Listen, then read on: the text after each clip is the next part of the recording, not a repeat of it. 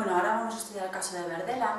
Es un caso importante, por eso lo hemos puesto, es un caso que se estudia en la casuística a la hora de estudiar el crimen.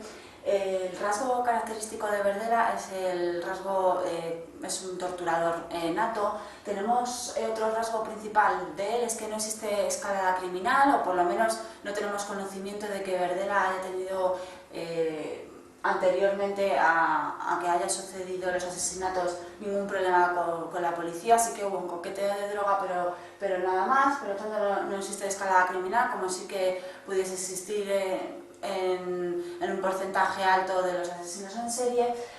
Otro rasgo que podemos tomar de Verdela, que bueno, es un rasgo común en asesinos, es que la primera víctima que mata es un amigo suyo, y la mata porque no le pagó unas deudas que tenía con él por dinero. Bueno, entonces le ata, le viola, le tortura, y ahí es donde empieza Verdela sus asesinatos. Vamos a hablar del caso de Robert Verdela. Verdela nació en un pueblo en Ohio, los Estados Unidos, en enero de 1939, en el seno de una familia católica, y fue bautizado a los 12 años. Si bien no se conoce mucho sobre su niñez ni sobre su familia, sabemos que tuvo un hermano 7 años menor llamado Daniel, y que su padre falleció de un paro cardíaco cuando Verdela tenía 16 años en 1965. Poco tiempo después, su madre se juntó con otro hombre, y esta situación le produjo a Verdela muchísimo resentimiento. Fue en ese tiempo donde identificó su orientación homosexual y se reportó un caso en el cual presuntamente fue violado por un compañero de trabajo de un restaurante en el que trabajaba. Casi con seguridad, este hecho lamentable debe haber generado muchos traumas en Verdela, que deja de asistir a la iglesia como era su costumbre. Hay un hecho muy interesante en los relatos que el propio Verdela hace sobre cómo fue su adolescencia. Verdela reconoce que durante su adolescencia ve una película, un filme cinematográfico, que se llama The Collector. Y él lo que dice es que esta película le causó una gran impresión. La trama de esta película gira en torno a un hombre que vive una vida ordinaria y cuya única pasión es la recolección de mariposas. Este hombre durante la película siente que le falta algo, que su existencia está incompleta, hasta que conoce a una chica de la cual se enamora. Y desarrolla un plan para secuestrar a la muchacha con el fin de mantenerla cautiva y hacer que ella se enamore también de él. Para esto lo que hace es mudarse de su casa, y durante la trama de la película acondiciona un sitio en el sótano de ese nuevo lugar en el que vive para mantener cautiva a esta muchacha. Mediante engaños la logra introducir en su casa y la mantiene en cautividad. Bueno, en la película suceden un montón de dificultades y altercados, y finalmente la mujer cede y se enamora del protagonista. Esta película, que hoy día puede lucir un poco atrasada, sin lugar a dudas produjo en Verdela ideas y planes que mantuvo latentes hasta el final de sus días. Fue en el año 1967, cuando Verdela tenía 18 años, que se inscribió para realizar estudios de arte en el Kansas City Art Institute. Si bien nunca terminó estos estudios durante ese viaje, se convierte en adicto a las drogas y alcohólico. No pasa mucho tiempo para que la policía lo arreste por posesión y venta de estupefacientes, y en esta acusación él se declara culpable. Recibe una sentencia de 5 años que le es suspendida, y vuelve a ser arrestado por posesión de marihuana y LSD. Pero a pesar de permanecer arrestado unos días, vuelve a ser liberado por falta de pruebas. A partir de 1968 consigue un trabajo como cocinero en un restaurante, y a los 20 años abandona definitivamente la escuela de artes. No se le daba mal las artes culinarias, pues durante mucho tiempo desarrollaría con éxito su trabajo de cocinero. Y en septiembre de 1969 compra una casa en la calle Charlotte Street, donde finalmente cometería los crímenes por los que sería mundialmente conocido. En la década del 70 su vida transcurría con bastante normalidad. Como vecino era considerado una persona de una conducta excepcional, e incluso ayudó a conformar la patrulla vecinal contra el crimen.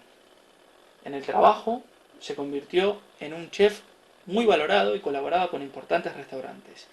Y en su vida personal, para ese entonces, era ya abiertamente gay. Pero comienzan a aparecer cambios drásticos. En el año 1981 renuncia a su trabajo como chef para dedicarse de lleno a su negocio personal y monta un bazar bizarro ubicado en un mercado local, donde comerciaba antigüedades y objetos raros. Su tarjeta de presentación decía que tenía veneno en el cerebro, y ese extraño comportamiento al principio era considerado más un ardid publicitario que un problema para Bob. A los 33 años se involucra sentimentalmente con un veterano de la guerra de Vietnam, pero esa relación no dura mucho tiempo, y Robert Berdella comienza a salir con prostitutos a quienes incluso lleva a vivir a su casa a cambio de colaborar con él en las labores del hogar. Berdella intenta encaminar a varios de estas personas hacia el bien. Es un misterio saber por qué en algún momento comienza a torturar y asesinar hombres de la manera en la que lo hace. Sabemos que generalmente en este tipo de casos ocurre algún evento desencadenante de violencia y que desata la locura por parte del asesino, pero en este caso es un hecho que desconocemos y que permanece en la oscuridad.